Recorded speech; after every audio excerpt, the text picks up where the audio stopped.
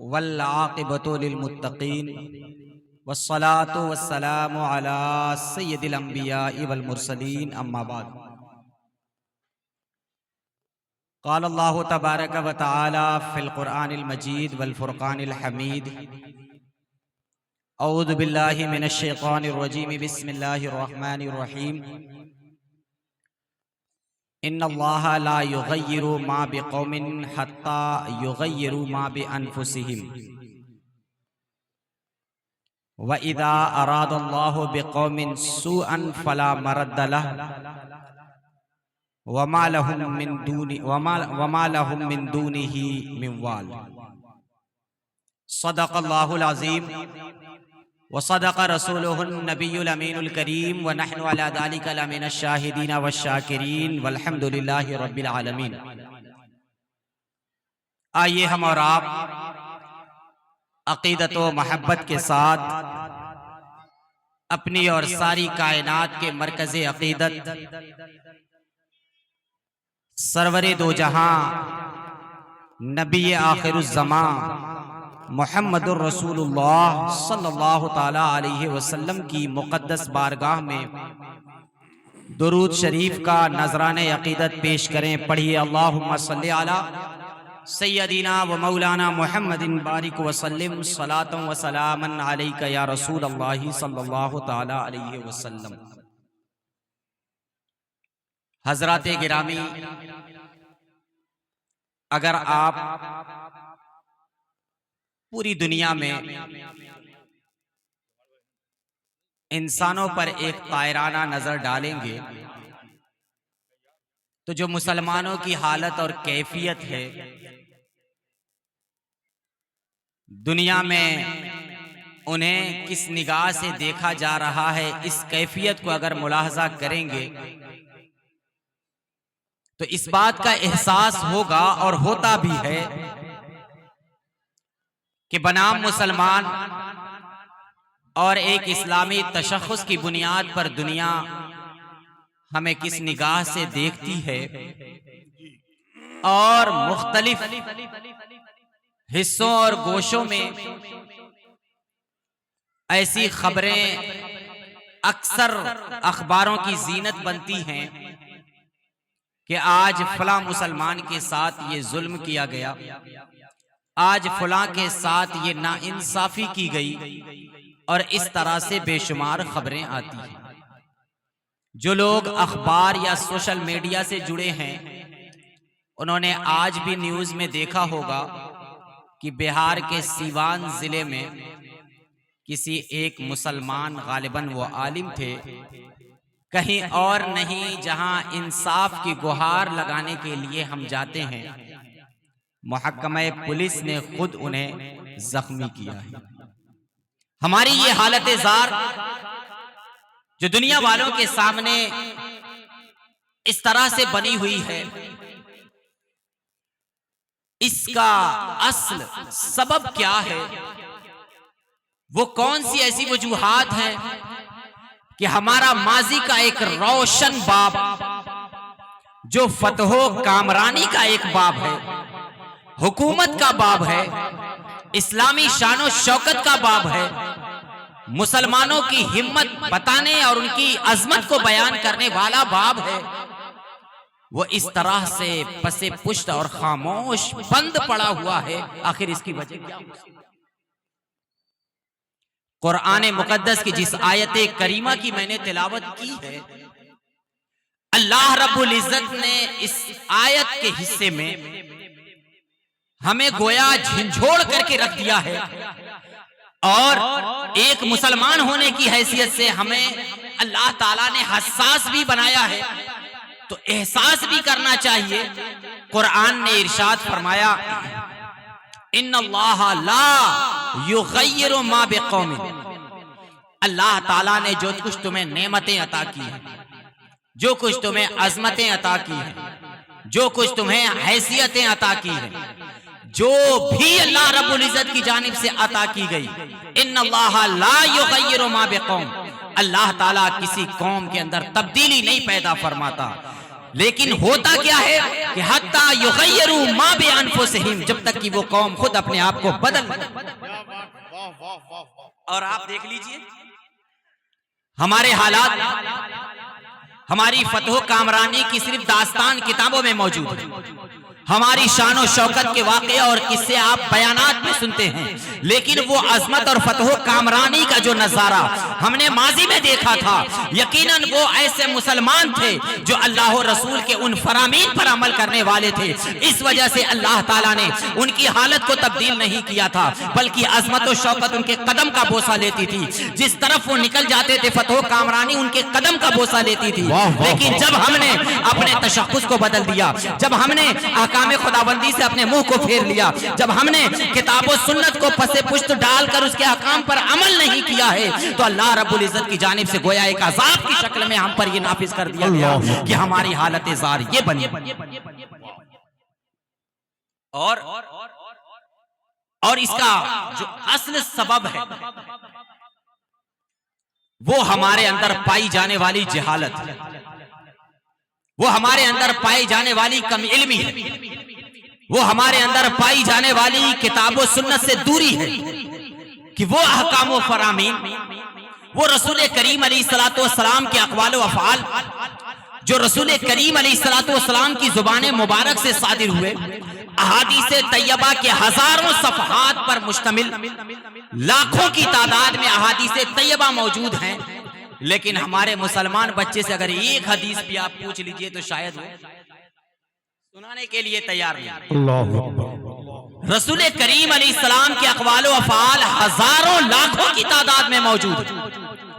कुरान मुक़द्दस की 6666 आयतें और अल्फाज और हुरूफ अपनी जगह पर हैं और एक जामे किताब की हैसियत से हमारे सामने मौजूद है, लेकिन उसके बावजूद हमारे हालत ज़ार आप सबकी निगाहों के सामने। रसूल करीम अलैहिस्सलातु वस्सलाम ने इरशाद फरमाया, हदीस पाक के अल्फाज हैं, आप नबी करीम अलैहिस्सलाम इरशाद फरमाते हैं कि यूशकु अन यातिया अलन्नासे ज़मान, करीब है कि लोगों पर एक ऐसा जमाना आएगा, ये 1450 साल पहले रसूल करीम अलैहिस्सलातु वस्सलाम की जुबान मुबारक से निकला हुआ जुमला है और हदीस के अल्फाज का एक एक टुकड़ा हदीस का इस बात की गमाजी कर रहा है कि गोया रसूल करीम अलैहिस्सलातु वस्सलाम ने उसी जमाने की गोया बशारत दी। और आपके उलूमे गैबिया को भी मुलाहजा फरमाइए, फरमाते हैं कि करीब है कि एक ऐसा जमाना आएगा कि हालत क्या होगी, ला यबका मिनल इस्लाम इल्ला इस्मुहु, इस्लाम का सिर्फ और सिर्फ नाम बाकी। सोच लीजिए बाप, ला यबका मिनल इस्लाम इल्ला इस्मुहु, इस्लाम का सिर्फ नाम बाकी रहेगा। वला यबका मिनल कुरान इल्ला रस्मुहु, और कुरान का सिर्फ और सिर्फ उसके अल्फाज बाकी। अल्लाह अल्लाह, अब गौर कीजिए, कुरान के अल्फाज, रस्म कुरानी, नज़्म कुरानी, आयात कुरानी यकीनन मौजूद है, वो सफ़हात हमारे सामने मौजूद है, कुरान हर घर में मौजूद है, कुरान की तिलावत अक्सर घरों में हुआ भी करती है, लेकिन रसूल करीम अलैहिस्सलातु वस्सलाम इरशाद फरमाते हैं कि जो कुरान के नुज़ूल का मकसद था, जो इस्लामी तालीमात कुरान से, कुरान जिसे रोशनास करा रहा था, उसका हाल ये है कि वो जमाना गोया आ चुका। 1450 साल पहले रसूल करीम अलैहिस्सलाम ने फरमाया था सहाबा से खिताब करते हुए कि वो जमाना आएगा कि इस्लाम का सिर्फ नाम बाकी रहेगा, कुरान का सिर्फ रस्म और उसके अल्फाज बाकी रहेंगे, और आलम क्या होगा कि वह मसाजिदुहुम आमिरा, मसाजिद की तामीरात शानदार होगी, उसमें तमाम तरह का इंतजाम होगा, खूबसूरत हुआ करेंगी। देख लीजिए आप अपने शहर की मस्जिदों को, उसकी शानदार डेंटिंग पेंटिंग है, टाइल्स और पत्थर लगे हुए हैं, गर्मियों के लिए एसी लगी हुई है, ठंडक के लिए ठंडे के जमाने में गर्म पानी का इस्तेमाल किया जा रहा है। मसाजिदुहुम आमिरा, मुकम्मल तौर से उसकी तामीर हर जहत से मुकम्मल कर दी गई, लेकिन खराबुम मिनल हुदा, रसूल करीम अलैहिस्सलाम ने इरशाद फरमाया, लेकिन वो हिदायत से, नूरे ईमान से, नमाजियों से वो मस्जिदें सब की सब का हाल अक्सर ये होगा कि खराब की वो वीरान। अल्लाहु अकबर, अल्लाहु अकबर। ये रसूल करीम अलैहिस्सलातु वस्सलाम की जुबान मुबारक से निकले हुए वो कलाम है जिसका लफ्ज बलफ्ज इस जमाने में सादिक।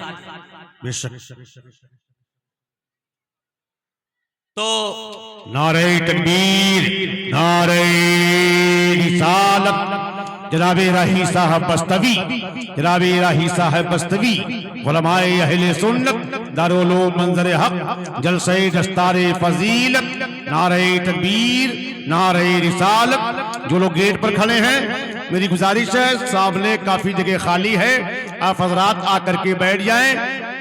आपके मेहमान उलमा शोरा धीरे धीरे मिंबर पर सीट आ रहे हैं। अच्छा नहीं लग रहा है कि बार बार आपसे कहें, आगे आकर के बैठ जाएं। हस्सानुल हिंद जनाबे राही साहब बस्तवी तशरीफ ला चुके। अल्लामा शहबाज साहब का खिताब हो रहा है, आप समाअत कीजिए।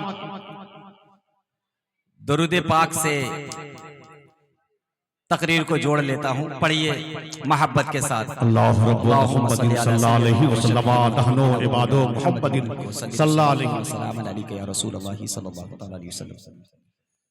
तो रसूल करीम अलैहिस्सलातु वस्सलाम की हदीस पाक मैंने आपके सामने पेश की है।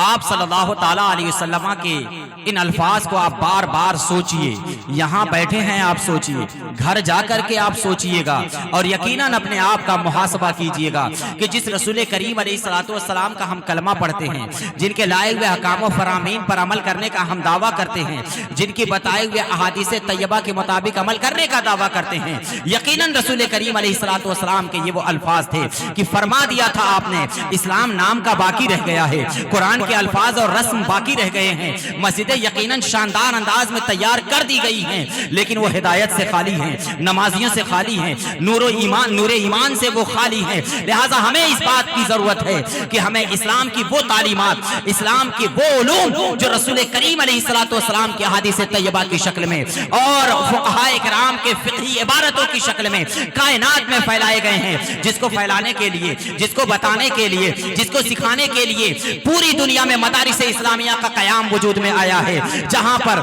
रसूल करीम अलैहिस्सलातु वस्सलाम के अक़वाल व अफ़आल की ताबीरात और उसकी तशरीहात को बयान किया जाता है, कुरान मुक़द्दस की तफसीरात को बयान किया जाता है। अल्लाह ताला अपने बंदे से खिताब कुरान में करता है, उसकी वजाहत की जाती है, तफसीर बयान की जाती है। यही वो मदारिस इस्लामिया हैं जिनकी बुनियाद पर हमारा जो इस्लाम है, जो बराए नाम भी अगर देखा जाए बाकी रह गया है, तो उसके तशख्खुस को बाकी रखने के लिए, अहादीस तैयबा को बाकी रखने के लिए और मुसलमानों में कुछ दीनी हमीयत को बाकी रखने के लिए अगर कुछ कर रहा है तो वो यही मदारिस इस्लामिया है, जिसके लिए हमें खुद और उसके अलावा अगर हम खुद नहीं कि हमारी उम्र निकल गई है, अब हमारी वो उम्र नहीं रही कि हम पढ़ें, तो आपके शहर में मौजूद ये अजीम शान इदारा जिसकी तामीरात आपके सामने है, असातिज़ा आपके सामने है, जिम्मेदारान आपके सामने हैं, तलबा की दस्तार आपके सामने होनी है, यकीनन ये इस बात का फर्ज बनता है आप पर। अब वो जमाना गुजर गया कि चिराग तले अंधेरा होता है, क्योंकि अब लाइट के तले अंधेरा नहीं होता, ऐसा बहुत कम होता है। तो इस वजह से अगर दारुल उलूम में हर तरह से मुआवनत अगर आपकी शामिल है, तो एक अजीम मुआवनत आपकी मुआवनत हमारी जानिब से और तमाम असातिज़ा और दिगर लोगों की जानिब से ये मुतालबा है कि आप अपने घर के बच्चों को भी अगर इल्म दीन से आरास्ता करेंगे, तो जो हालात हमारे समाज में आ रहे हैं, कहीं जाइए लोग कहते हैं कि जरा मुआशरे की इस्लाह पर तकरीर कर दीजिए, बच्चे बिगड़ रहे हैं, फलां गेम खेल रहा है, फलां कोने में खड़े होकर के किसी और से बातें कर रहा है, ये समाज बिगड़ा हुआ है। जहां जाइए यही शिकायत होती है। आप जानते हैं जितना भी इंसान ईमान से, तो इस्लाम से और तालीम से दूर होता चला जाएगा, उतनी ही उसके अंदर एहसास की कमी पैदा हो जाएगी और उसे गुनाह पर जरी होते हुए आप देखेंगे, और अगर वो किसी गुनाह को करेगा तो उसे ये इस बात का एहसास भी नहीं होगा कि मैं सही कर रहा हूं या गलत। रसूल करीम अलैहिस्सलातु वस्सलाम जंग उहुद के मौके पर जब जंग खत्म हो गई, कसीर सहाबा इकराम शहीद हुए थे उस जंग पर, उनकी तदफीन का जब वक्त आया तो जगह कम थी। मैदान बद्र में कब्रें सैकड़ों की तादाद में खोदा जाना वहां मुमकिन नहीं था और शोहदा की तदफीन करनी थी। तो रसूल करीम अलैहिस्सलातु वस्सलाम ने ये इरशाद फरमाया कि एक कब्र में दो को दफन किया। अब उसके बाद जब दफन करना हुआ तो दफन के लिए कब्र में एक को फिर दूसरे सहाबी इकराम को रखा जाता। तो हदीस में रसूल करीम अलैहिस्सलाम ने इरशाद फरमाया, देखिए अहमियत है, नबी अलैहिस्सलाम ने इरशाद फरमाया कि वो सहाबी जिसने कुरान का इल्म ज्यादा हासिल किया है कब्र में पहले उसे उतारा जाए और उसके बाद फिर दूसरे को उतारा जाए। ये उस जमाने में रसूल करीम अलैहिस्सलाम ने जिसे कुरान का इल्म ज्यादा है उसे कब्र में पहले उतारा जाए। ये वो इल्म की अहमियत थी जो रसूल करीम अलैहिस्सलाम ने उस जमाने में आने वाले मुसलमानों के लिए कयामत तक वो इल्म दे दिया, वो पैगाम दे दिया था कि जब भी कोई साहिब कुरान, जब भी कोई कुरान का जानने वाला होगा, कुरान का पढ़ने वाला होगा, कुरान के मानियों मतालिब का समझने वाला होगा, या वो हाफिज कुरान होगा, हर मकाम पर उसे तरजीह और उसे आगे रखे। वाह वाह जिंदाबाद जिंदाबाद। और हमारे असलाफ ने कितनी मशक्कतें और कितनी कठिनाइयों के बाद इल्म दीन हासिल किया है। अगर आप दो चंद वाकया मैं आपके सामने रखता हूं जिसे हमें इस बात का एहसास होगा कि हमारे सामने इमारत है, कमरा है, कमरे में लाइट है, गर्मी है तो पंखा है, ठंडक है तो खिड़की बंद है, गद्दा है, सारी चीजों का इंतजाम है। दरसगाह में आइए, बैठने का इंतजाम है, ओढ़ करके बैठिए, हटा करके बैठिए, ये तमाम तरह का इंतजाम है, खाने पीने का इंतजाम है। सिर्फ करना क्या है कि आपको इल्म हासिल करना है। इमाम बुखारी रहमतुल्लाह ताला अलैह का एक वाकया है जिनको जिक्र किया गया है, वो ये है कि खुद इमाम बुखारी ने बयान फरमाया है कि एक मर्तबा ऐसा हुआ कि मैं इल्म दीन हासिल करने गया था अपने उस्ताद गिरामी के पास। उनके उस्ताद का नाम मेरे ज़हन से फिलहाल उतर रहा है। उस्ताद गिरामी के पास गया। जाहिर है कि जो तलबा दूर से आते हैं उनका माहाना खर्च आता है, उनके घर से माँ बाप इंतजाम करके भेजते हैं कि मेरा बच्चा महीने में 500 खर्च करेगा, 1000 खर्च करेगा, 2000 खर्च करेगा, जो भी हुआ करेगा। इमाम बुखारी रहमतुल्लाह ताला अलैह के पास वो तलबे इल्म में मशगूल थे, उनके घर से उनका खर्चा आना था जिससे वो जिंदगी गुजारा करते थे। लेकिन जिस दिन आना था उस दिन नहीं पहुंचा, आपके पास खाने पीने के लिए कुछ नहीं था। खुद इमाम बुखारी रहमतुल्लाह ताला अलैह फरमाते हैं कि 2 या 3 दिन मेरा ऐसा गुजरा है कि तलबे इल्म में मशगूल रहा, लेकिन खाने के लिए मेरे पास कुछ नहीं था, तो मैंने उन घास को तोड़ करके खाया है जो वहां पर जमी। अल्लाहु अकबर, वाह वाह। यानी घास खा करके उन्हें इल्म हासिल किया है। ये कैफियत थी उनके तलबे इल्म की। और उसके बाद पूरी दुनिया और कयामत तक आने वाले लोगों के लिए इमाम बुखारी रहमतुल्लाह ताला अलैह ने सही बुखारी की शक्ल में रसूल करीम अलैहिस्सलातु वस्सलाम के अक़वाल पर मुश्तमिल अहादीस तैयबा का मजमुआ पेश किया। सुभान अल्लाह, सुभान अल्लाह, माशाअल्लाह। हजरत इमाम अबू यूसुफ रहमतुल्लाह ताला अलैह जिनकी वजह से फ़िक़्ह हनफी की तरवीज और इशाअत सबसे ज्यादा हुई, हजरत इमाम अबू यूसुफ, हजरत इमाम आज़म अबू हनीफा के शागिर्द। किसी के बाप का इंतकाल हो जाए तो उसकी हालत क्या होती है? जी जी जी, ये खुद जो जिसका इंतकाल होता है वो समझता है। हजरत इमाम अबू यूसुफ रहमतुल्लाह ताला अलैह के वालिद गिरामी का इंतकाल हो गया और वो इमाम आज़म अबू हनीफा के हलक़े दर्स में मौजूद थे, सबक पढ़ रहे थे। जी जी जी। उन्हें आकर बताया गया कि आपके वालिद गिरामी का विसाल हो गया। जब उन्हें बताया गया, सोचिए बाप के इंतकाल पर एक बच्चे की क्या कैफियत हो सकती है, तसव्वुर नहीं किया जा सकता। वो दुनिया का सारा काम छोड़ देगा, उसकी आंखों से आंसू निकलेंगे और वो बड़ी तेजी के साथ दौड़ता हुआ अपने घर की तरफ जाएगा। इमाम अबू यूसुफ रहमतुल्लाह ताला अलैह कहते हैं कि मैंने कही को यानी सुनी को अनसुनी, और मैं इमाम आज़म अबू हनीफा के सामने जो दर्स हासिल कर रहा था, दर्स की तकमील की। शाम का वक्त हो गया, जब दर्स मुकम्मल हो गया, जब मैं घर वापस गया तो जाकर के मैंने देखा कि मेरे वालिद गिरामी की तदफीन हो चुकी है, उन्हें कब्र में दफन किया जा चुका है। तो लोगों ने कहा कि आप तो अपने वालिद गिरामी की मिट्टी तक न दे सके और उससे महरूम रह गए। तो इमाम अबू यूसुफ ने कयामत तक आने वाले लोगों को यह पैगाम दे दिया। उन्होंने कहा कि अगरचे मैं अपने बाप की मिट्टी और जनाजे और तदफीन से महरूम रह गया, लेकिन इमाम आजम अबू हनीफा की बारगाह से जो इल्म मिल रहा था, मैं उस इल्म से तो महरूम।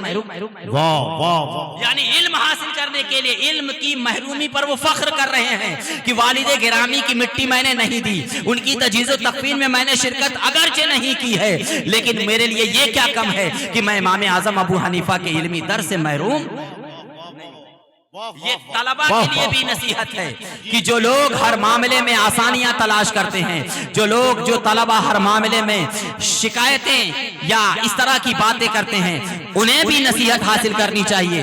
और वो अवाम जो यहाँ सामने मौजूद है, वो अपने बच्चों के लिए इस तरह का मिजाज बनाएं कि इल्म का शौक और ज़ौक़ और हुसूल इल्म के लिए हर तरह की कठिनाई और परेशानी अगर बर्दाश्त करनी है तो वो बर्दाश्त करने के काबिल होना चाहिए। इमाम अबू यूसुफ रहमतुल्लाह ताला अलैह का ही एक और वाकया है। ये तो वालिदे गिरामी का इंतकाल था, उसके बाद आपके बेटे का इंतकाल हुआ। वो भी उस वक्त दर्स में मशगूल थे या दर्स दे रहे थे।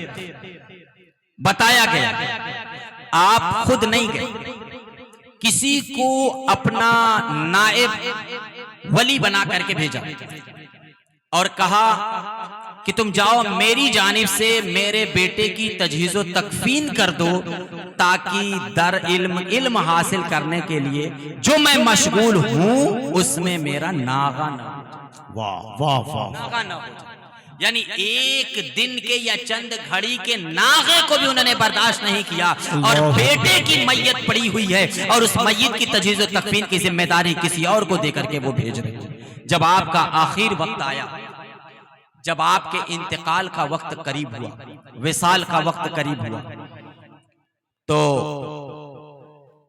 उनके सामने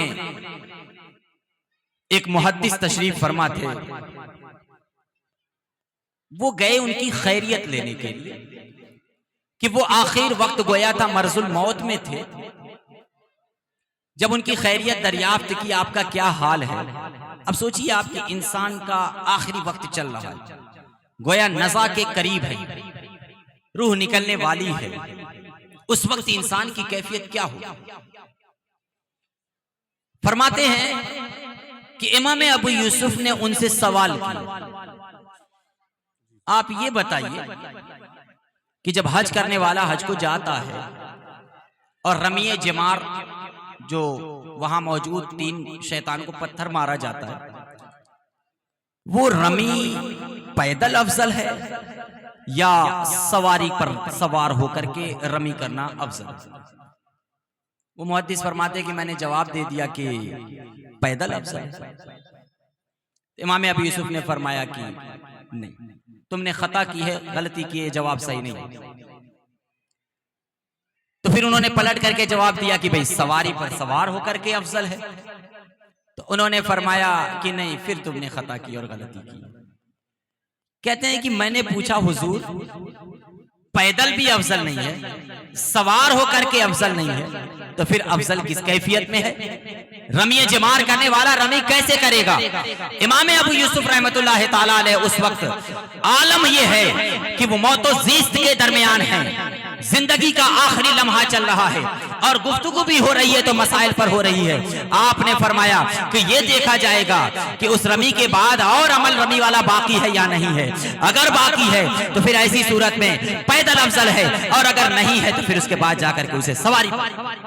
उसके बाद फरमाते हैं वो मुहद्दिस, उन्होंने ये जवाब दिया। जवाब देने के बाद जब मैं निकलने लगा, दरवाजे के बाहर आया कि अंदर से रोने की आवाज आने लगी। ये वो आखिरी लम्हात इमाम अबू यूसुफ रहमतुल्लाह ताला अलैह के कि दुनिया से रुखसत होते हुए भी, दुनिया से जाते जाते भी वो इल्म की मजलिस सजा गए और जिस मुहद्दिस से वो कलाम कर रहे थे वो फिक़्ह हनफी के मसाइल पर। ये हमारे असलाफ के हालात हैं। इमाम शाफई रहमतुल्लाह ताला अलैह इमाम मोहम्मद रहमतुल्लाह अलैह के साथ एक मकान में मौजूद थे। इमाम शाफई रात का वक्त हुआ, इमाम मोहम्मद रहमतुल्लाह ताला अलैह बिस्तर पर लेट गए। इमाम शाफई मुसल्ला बिछाया, कयाम में होकर के इबादत नफल में मशगूल हो, नमाज पढ़ने लगे, इबादतें करने लगे, यहाँ तक कि सुबह का वक्त, फजर का वक्त हो गया। इमाम शाफई रहमतुल्लाह ताला अलैह बयान करते हैं कि फजर की नमाज के लिए मैं तैयारी कर रहा था, उसी में इमाम मोहम्मद रहमतुल्लाह ताला अलैह अपने बिस्तर से उठे। बिस्तर से उठने के बाद वो भी बगैर वुजू किए हुए वो बिस्तर पर पूरी रात लेटे रहे। जाहिर है कि लेटा हुआ इंसान दूसरा देखेगा तो वो यही समझेगा कि सो गया है, और मसला आप जानते हैं कि सोने से वुजू टूट जाता है। इमाम मोहम्मद रहमतुल्लाह ताला अलैह ने वुजू नहीं फरमाया, मुसल्ला बिछाया, नमाज शुरू कर दी। तो हजरत इमाम शाफई रहमतुल्लाह ताला अलैह ने फरमाया कि क्या बात है, आप पूरी रात बिस्तर पर लेटे रहे, उसके बावजूद आप वुजू नहीं कर रहे हैं, बगैर वुजू के नमाज पढ़ रहे हैं। तो हजरत इमाम मोहम्मद रहमतुल्लाह ताला अलैह ने फरमाया, गौर से सुनिएगा, फरमाया उन्होंने कि तुमने पूरी रात नफल इबादत की है, उस नफल इबादत का सवाब सिर्फ और सिर्फ तुम्हें मिलना है, यानी तुम्हारा अमल तुम्हारे अपने नफ्स के लिए था, तुम्हारे लिए जो कुर्ब हासिल होगा वो सिर्फ और सिर्फ तुम्हें हासिल होगा। पूरी रात लेटे हुए मैंने नफल इबादत तो अगरचे नहीं की, लेकिन 1000 से ज्यादा वो फिक़ही मसाइल थे जो मैंने इस्तिंबात किया है और इस्तिखराज किया है, और नबी करीम अलैहिस्सलातु वस्सलाम की आने वाली क़यामत तक उम्मत के लिए मैंने उन मसाइल को पेश किया है, और वो ऐसा हल मैंने पेश किया पूरी रात कि जो सिर्फ मेरे लिए नहीं बल्कि क़यामत तक आने वाले करोड़ों मुसलमानों के लिए लाए अमल। वाह वाह वाह, जिंदाबाद जिंदाबाद। ये वो कैफियत थी कि हमारे बुजुर्गाने दीन बिस्तर पर लेटा भी करते थे तो वो मसाइल को हल किया करते थे, कुरान और हदीस से उसका इस्तिंबात और इस्तिखराज किया करते थे। उम्मत की फिक्र थी कि उन्हें सही रास्ते पर लाया कैसे जाए, उनका अमल गलत ना हो जाए, किसी शरई मसले में वो गलती ना कर बैठे। उन तमाम मसाइल को पेश करने के लिए वो पूरी जिंदगी अपनी लगा दी है सिर्फ इसीलिए। और हमारा हाल ये है कि हमें कुरान से मसाइल को नहीं निकालना है, हदीस तैयबा से मसाइल को नहीं निकालना है, इजमा और कयास नहीं करना है हमें, बल्कि सिर्फ और सिर्फ हमारे फुक़हा व मुहद्दिसीन ने अहादीस तैयबा की जो तशरीहात कर दी हैं, कुरान और अहादीस से जो मसाइल निकाल करके हमारे सामने रख दिया है, सिर्फ और सिर्फ उन्हीं मसाइल को तो जानना है हमें। लेकिन हमारे अंदर यह भी तौफीक नहीं होती है कि कम से कम उन मसले को सीखने के लिए भी अपने आप को तैयार। तो ये हमारे अंदर वो जज्बा पैदा होना चाहिए कि आपके शहर, ये तो खुशकिस्मती है, आपकी बहुत बड़ी खुशकिस्मती है कि एक लंबे अरसे से एक सदी गुजर गई है कि आपके सरजमीन पर एक अजीम शान इदारा कायम है, दायम है, चल रहा है, रच रहा है, बसा हुआ है, तलबा की तादाद है।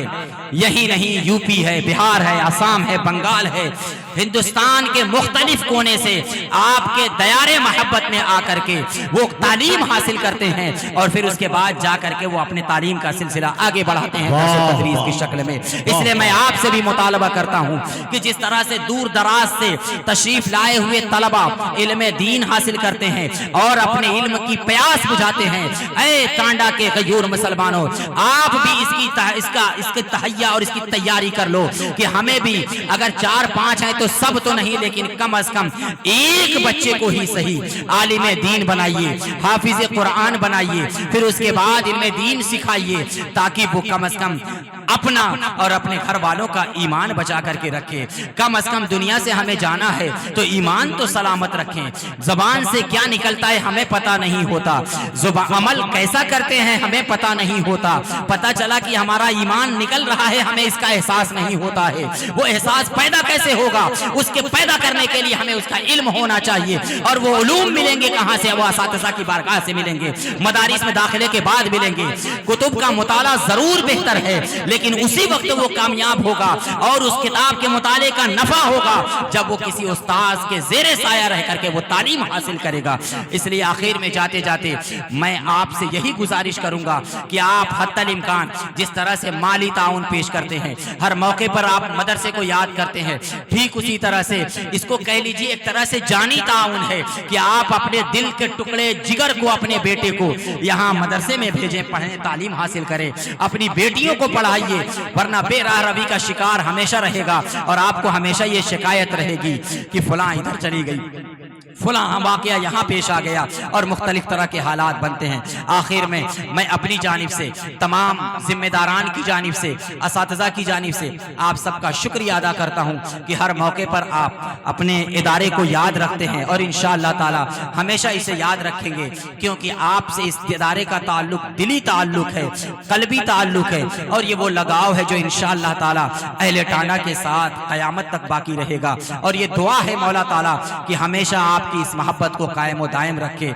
और शुक्रिया के तौर पर कि मौका प मौका जब आप मदरसे के तलबा को याद रखते हैं, चाहे वो कुरान खानी की शक्ल में हो, मुहर्रम के महीने की शक्ल में हो, 11वीं के महीने की शक्ल में हो, या मुख्तलिफ शादियों में जो है याद करते हैं, उन सब का हमारी तमाम लोगों की अहले स्टेज की जानिब से आप बेहद शुक्रिया के मुस्तहिक हैं। अल्लाह ताला आपके इल्म में, अमल में, कारोबार में और हर एतबार से बरकत अता फरमाए। अस्तगफिरुल्लाह रब्बी मिन कुल्लि ज़ंबि व अतूबु इलैह। अस्सलामु अलैकुम व रहमतुल्लाह।